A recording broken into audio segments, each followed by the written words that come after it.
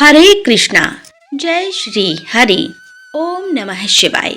प्रिय भक्तजनों, आज बृहस्पतिवार के दिन आप बृहस्पति देव की बड़ी ही दुर्लभ कथा सुनेंगे। इस कथा को सुनने से भक्तों की सभी मनोकामनाएं भगवान बृहस्पति देव की कृपा से पूर्ण हो जाती हैं। तो आइए बड़े ही श्रद्धा और प्रसन्न चित मन से इस कथा को सुनते हैं। भारतवर्ष में एक प्रतापी और दानी राजा राज्य करता था। वह नित्य गरीबों और ब्राह्मणों की सहायता करता था। यह बात उसकी रानी को अच्छी नहीं लगती थी।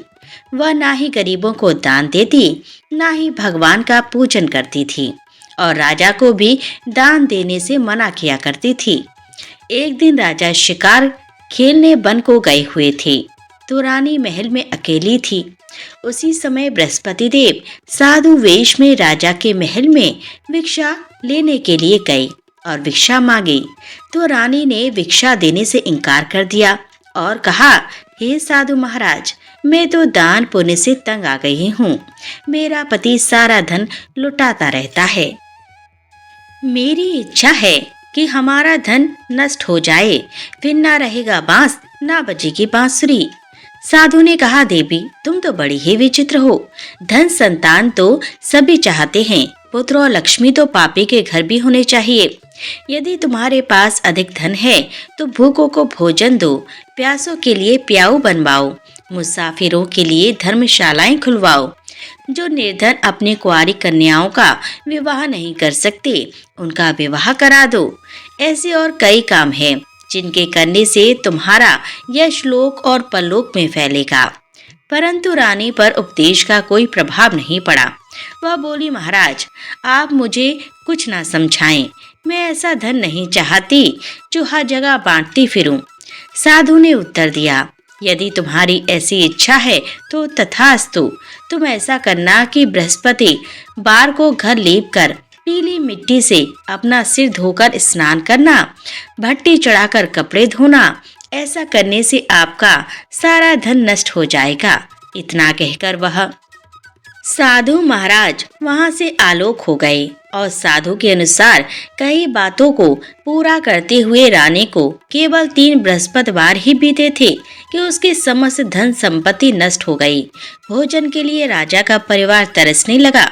तब एक दिन राजा ने रानी से बोला कि हे रानी, तुम यहीं रहो, मैं दूसरे देश को जाता हूँ, क्योंकि यहाँ पर सभी लोग मुझे जानते हैं, इसीलिए मैं कोई छोटा कार्य नहीं कर सकता।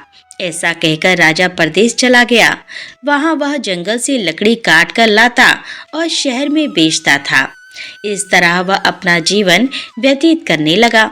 इधर राजा के परदेश जाते ही रानी और दासी दुखी रहने लगी। एक बार जब रानी और दासी को 7 दिन तक बिना भोजन के रहना पड़ा, तो रानी ने अपनी दासी से कहा, हे दासी, पास ही के नगर में मेरी बहन रहती है, वह बड़ी धनवान है, तू उसके पास जा और कुछ लेकर आ, ताकि थोड़ा बहुत गुजर बसर हो सके।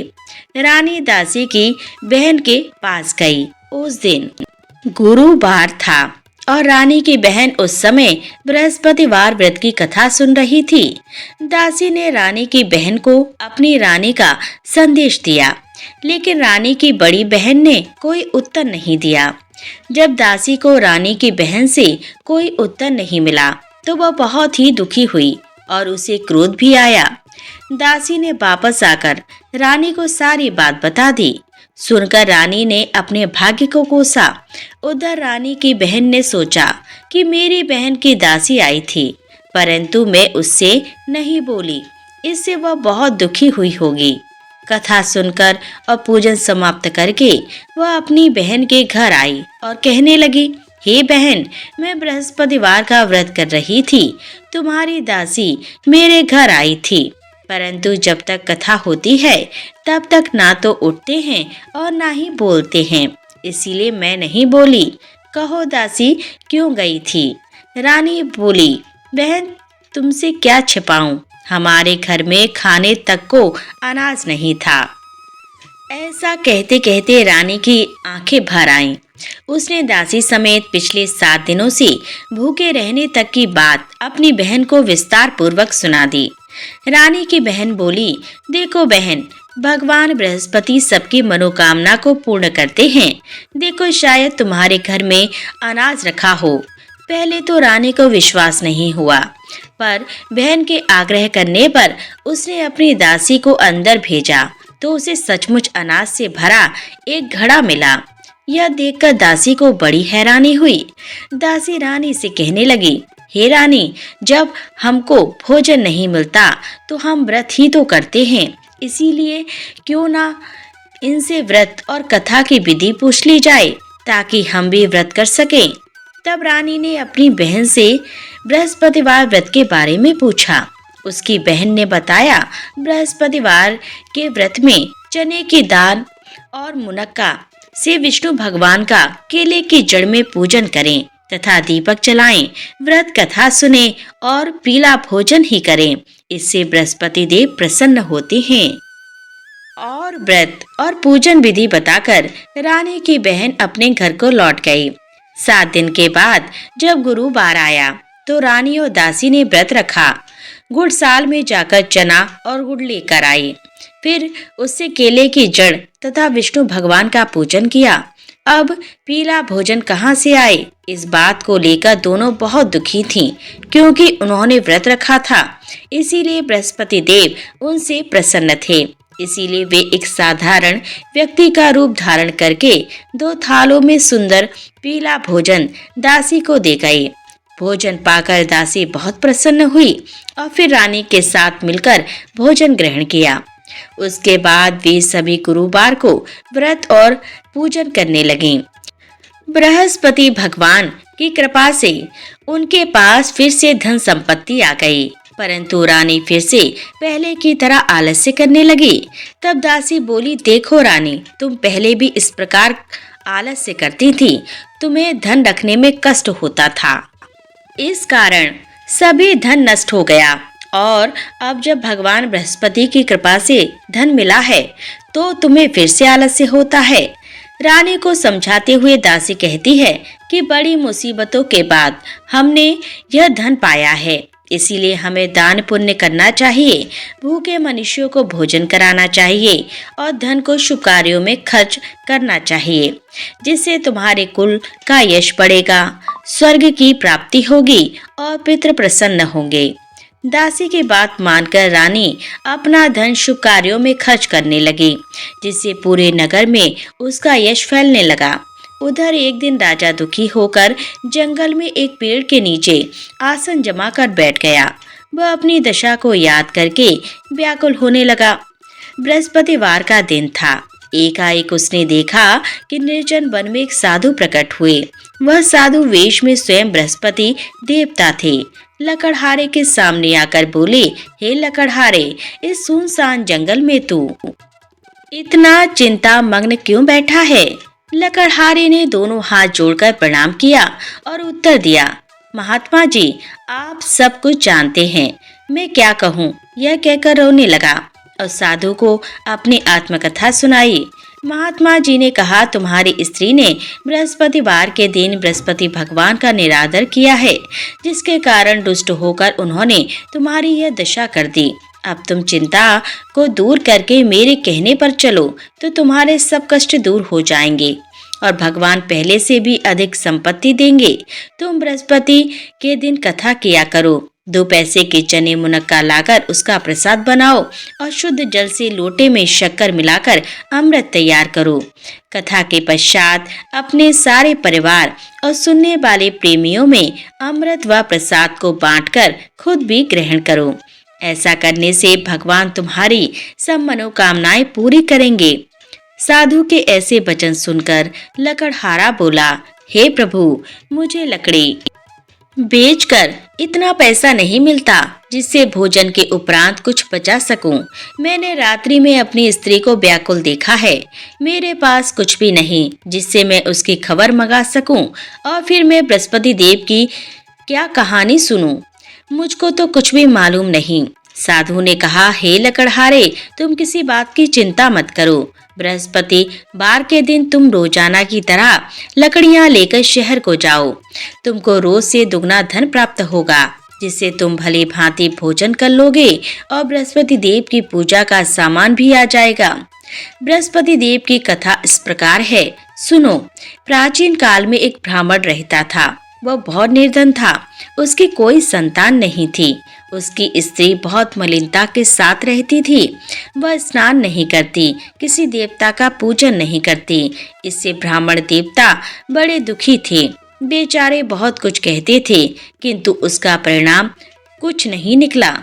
भगवान की कृपा से ब्राह्मण की स्त्री के कन्या रूपी रत्न पैदा हुआ। कन्या बड़ी होने पर प्रातः स्नान करके विष्णु भगवान का जाप और बृहस्पतिवार का व्रत करने लगी। अपने पूजन पाठ को समाप्त करके विद्यालय जाती तो अपनी मुट्ठी में जौ भर के ले जाती और पाठशाला के मार्ग में डालती जाती। तब यह जौ स्वर्ण के हो जाते तो लौटते समय उनको बिनकर घर ले आती। एक दिन वह बालिका सूप में उस सोने के जौ को फटक कर साफ कर रही थी कि उसके पिता ने देख लिया और कहा, बेटी, सोने के जौ के लिए सोने का सूप होना चाहिए। दूसरे दिन बृहस्पतिवार था।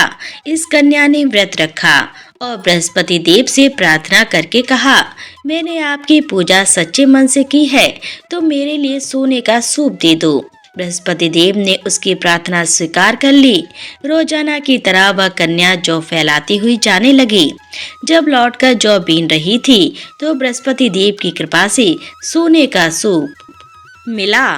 उसे वह घर ले आई और उसमें जौ साफ करने लगी, परंतु उसकी माँ का वही ढंग रहा।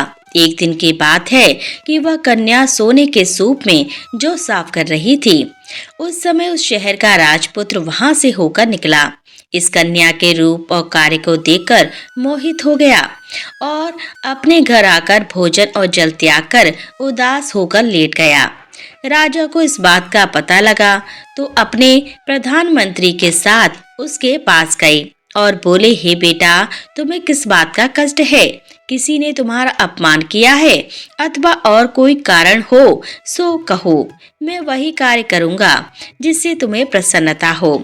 अपने पिता की राजकुमार ने बातें सुनी तो वह बोला, मुझे आपकी कृपा से किसी बात का दुख नहीं है। किसी ने मेरा अपमान नहीं किया है, परंतु मैं उस लड़की से विवाह करना चाहता हूँ जो सोने के सूप में जौ साफ कर रही थी। यह सुनकर राजा आश्चर्य में पड़ गया और बोला, बेटा, इस तरह की कन्या का पता तुम ही लगाओ। मैं उसके साथ तेरा विवाह अवश्य ही करवा दूंगा। राजकुमार ने उस लड़की के घर का पता बताया। तब मंत्री उस लड़की के घर गए और ब्राह्मण देवता को सभी हाल बताया। ब्राह्मण देवता राजकुमार के साथ अपनी कन्या का विवाह करने के लिए तैयार हो गए तथा विधि विधान के अनुसार ब्राह्मण की कन्या का विवाह राजकुमार के साथ हो गया। कन्या के घर से जाते ही पहले की भांति उस ब्राह्मण देवता के घर में गरीबी का निवास हो गया। अब भोजन के लिए भी अन्न बड़ी मुश्किल से मिलता था। एक दिन दुखी होकर ब्राह्मण देवता अपनी पुत्री के पास गए। बेटी ने पिता की दुखी अवस्था को देखा और अपनी माँ का हाल पूछा। तब ब्राह्मण ने भी सभी हाल कहा। कन्या ने बहुत सा धन देकर अपने पिता को विदा कर दिया। इस तरह ब्राह्मण का कुछ समय सुखपूर्वक व्यतीत हुआ। कुछ दिन के बाद वही हाल हो गया।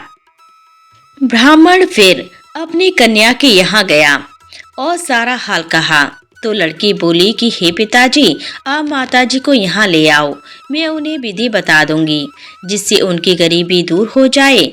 वह ब्राह्मण देवता अपनी स्त्री को साथ लेकर पहुँचे तो अपनी माँ को समझाने लगे कि हे माँ, तुम प्रातः काल प्रथम स्नान आदि करके विष्णु भगवान का पूजन करो तो सब दरिद्रता दूर हो जाएगी।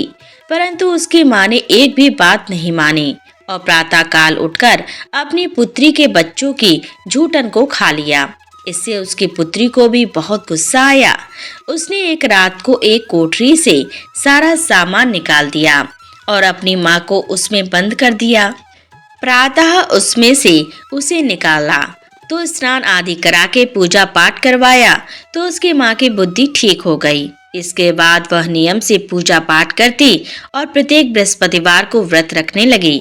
इस व्रत के प्रभाव से उसके माता और पिता बहुत ही धनवान और पुत्रवान हो गए और बृहस्पति देवता के प्रभाव से इस लोक के सुख को भोग कर अंत में स्वर्ग को प्राप्त हुए। इस तरह कहानी कहकर साधु देवता वहां से अंतर्ध्यान हो गए। धीरे धीरे समय व्यतीत होने पर फिर वही बृहस्पतिवार का दिन आया। लकड़हारा जंगल से लकड़ी काटकर किसी शहर में बेचने गया। उसे उस दिन और दिन से अधिक पैसा मिला। राजा ने चना गुड़ आदि लाकर गुरुवार का व्रत किया। उस दिन से उसके सभी क्लेश दूर हो गए। परंतु जब दोबारा गुरुवार का दिन आया तो बृहस्पतिवार का व्रत करना भूल गया। इस कारण बृहस्पति भगवान नाराज हो गए। उस दिन उस नगर के राजा ने विशाल यज्ञ का आयोजन किया था तथा शहर में यह घोषणा करा दी कि कोई भी मनुष्य अपने घर में भोजन न बनवावे, न आग जलाए। समस्त जनता मेरे यहाँ भोजन करने आए। इस आज्ञा को जो न मानेगा उसे फांसी की सजा दी जाएगी। इस तरह की घोषणा संपूर्ण नगर में करवा दी गई। राजा की आज्ञा के अनुसार शहर के सभी लोग भोजन करने गए, लेकिन लकड़हारा कुछ देर से पहुंचा। इसीलिए राजा उसको अपने साथ घर लेकर गए और ले जाकर भोजन करा रहे थे तो रानी की दृष्टि उस खूंटी पर पड़ी जिस पर उसका हार लटका हुआ था। वह वहां पर दिखाई नहीं दिया। रानी ने निश्चय किया कि मेरा हार इस मनुष्य ने चुरा लिया है। उसी समय सिपाहियों को बुलाकर उसको कारागार में डलवा दिया। जब लकड़हारा कारागार में पड़ गया और बहुत दुखी होकर विचार करने लगा कि ना जाने कौन से पूर्व जन्म के कर्म से मुझे यह दुख प्राप्त हुआ है, और उसी साधु को याद करने लगा जो कि जंगल में मिला था। उसी समय तत्काल बृहस्पति देव साधु के रूप में प्रकट हुए और उसकी दशा को देखकर कहने लगे, अरे मूर्ख, तूने बृहस्पति देव की कथा नहीं करी, इस कारण तुझे दुख प्राप्त हुआ है। अब चिंता मत कर। बृहस्पतिवार के दिन कारागार के दरवाजे पर 4 पैसे पड़े मिलेंगे। उनसे तू बृहस्पति देव की पूजा करना, तेरे सभी कष्ट दूर हो जाएंगे। बृहस्पतिवार के दिन उसे 4 पैसे मिले। लकड़हारे ने कथा कही। उसी रात्रि को बृहस्पति देव ने उस नगर के राजा को स्वप्न में कहा, हे राजा, तुमने जिस आदमी को कारागार में बंद कर दिया है वह निर्दोष है, वह राजा है, उसे छोड़ देना। रानी का हार उसी खूंटी पर लटका है। अगर तू ऐसा नहीं करेगा तो मैं तेरे राज्य को नष्ट कर दूंगा। इस तरह रात्रि के स्वप्न को देखकर राजा प्रातः काल उठा और खूंटी पर हार देखकर लकड़हारे को बुलाकर क्षमा मांगी और लकड़हारे को योग्य सुंदर वस्त्र आभूषण देकर विदा कर दिया। बृहस्पति देव की आज्ञा के अनुसार लकड़हारा अपने नगर को चल दिया। राजा जब अपने नगर के निकट पहुंचा तो उसे बड़ा आश्चर्य हुआ। नगर में पहले से अधिक बाग, तालाब, कुएं और बहुत सी धर्मशाला, मंदिर आदि बन गई हैं। राजा ने पूछा, यह किसका बाग और धर्मशाला है? तब नगर के सब लोग कहने लगे, यह सब रानी और बांदी के हैं। तो राजा को आश्चर्य हुआ और गुस्सा भी आया। जब रानी ने यह खबर सुनी कि राजा आ रहे हैं तो उन्होंने दासी से कहा, हे दासी, देख, राजा हमको कितनी बुरी हालत में छोड़ गए थे। हमारी ऐसी हालत देखकर वह लौट ना जाएं, इसीलिए तू दरवाजे पर खड़ी हो जा। आज्ञा के अनुसार दासी दरवाजे पर खड़ी हो गई। राजा आए तो उन्हें अपने साथ लेकर आई। तब राजा ने क्रोध करके अपनी रानी से पूछा कि यह धन तुम्हें कैसे प्राप्त हुआ है? तब उन्होंने कहा, हमें यह सब धन बृहस्पति देव के इस व्रत के प्रभाव से प्राप्त हुआ है।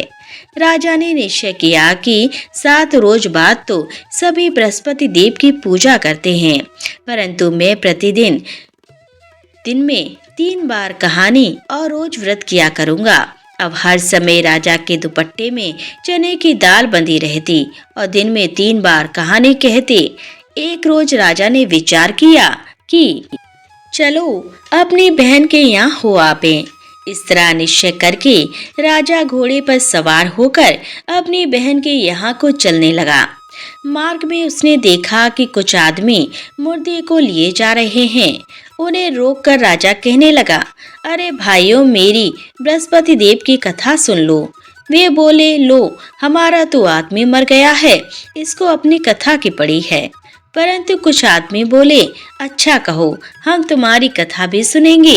राजा ने दाल निकाली और जब कथा आधी हुई थी कि मुर्दा हिलने लग गया, और जब कथा समाप्त हो गई तो राम राम करके मनुष्य उठकर खड़ा हो गया। आगे मार्ग में उसे किसान खेत में हल चलाता मिला तो राजा ने उसे देखकर बोला, अरे भैया, तुम मेरी बृहस्पतिवार की कथा सुन लो। किसान बोला, जब तक मैं तेरी कथा सुनूंगा तब तक 4 हरैया जोत लूंगा। जा अपनी कथा किसी और को सुनाना। इस तरह राजा आगे चलने लगा।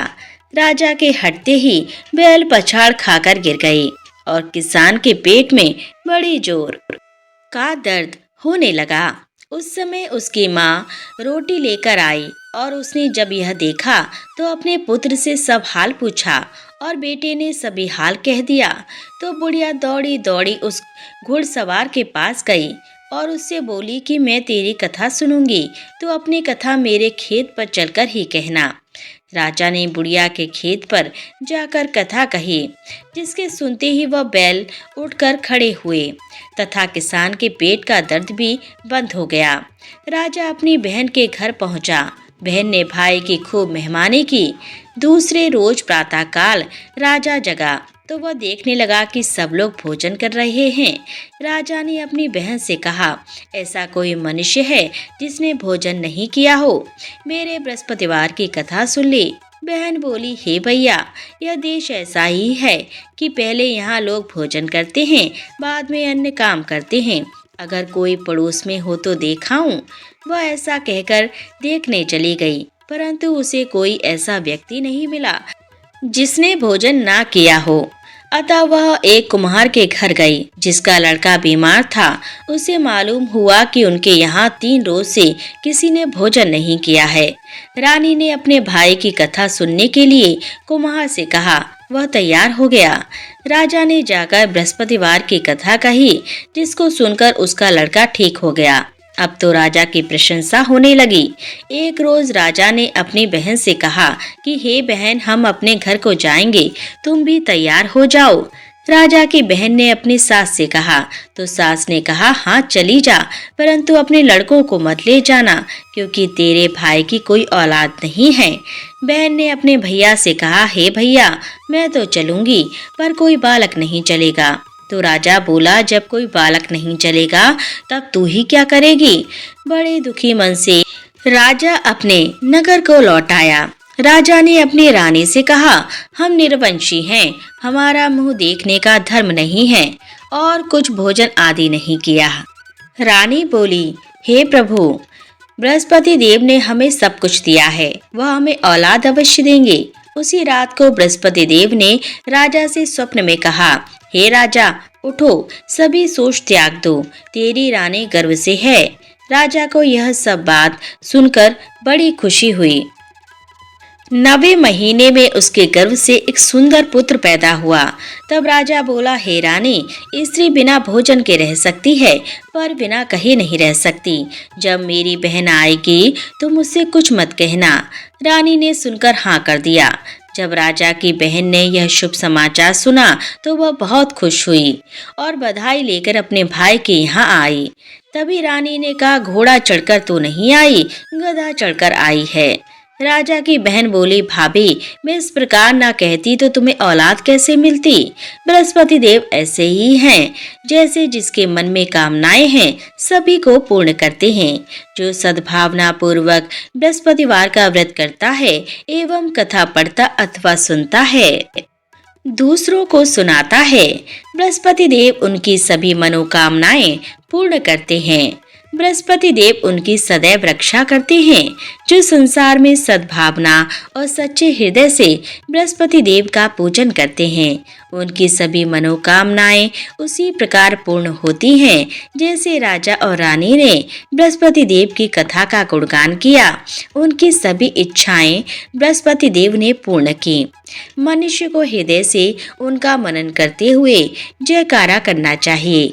तो प्रेम से बोलिए बृहस्पति देव की जय, विष्णु भगवान की जय, समस्त देवी देवताओं की जय। अब आप भगवान बृहस्पति देव की आरती श्रवण कीजिए। ओम जय बृहस्पति देवा, ओम जय बृहस्पति देवा। छिन छिन भोग लगाऊं कदली फल मेवा। ओम जय बृहस्पति देवा। तुम पूर्ण परमात्मा, तुम अंतर्यामी, जगत पिता जगदीश्वर, तुम सबके स्वामी। ओम जय बृहस्पति देवा। चरणा अमृत निज निर्मल, सब पातक हरता, सकल मनोरथ दायक कृपा करो भरता। ओम जय बृहस्पति देवा। तन मन धन अर्पण कर, जो जन शरण पड़े प्रभु, प्रकट तब होकर आकर द्वार खड़े। ओम जय बृहस्पति देवा। दीन दयाल दयानिधि, भक्तन हितकारी, पाप दोष सब हरता, भव बंधन हारी। ओम जय बृहस्पति देवा। सकल मनोरथ दायक, सब संशय तारो, विषय विकार मिटाओ, संतन सुखारी। ओम जय बृहस्पति देवा। जो कोई आरती तेरी प्रेम सहित गावे, ज्येष्ठ बंद सो निश्चय ही पावे। ओम जय बृहस्पति देवा, ओम जय बृहस्पति देवा। प्रेम से बोलिए भगवान बृहस्पति देव की जय।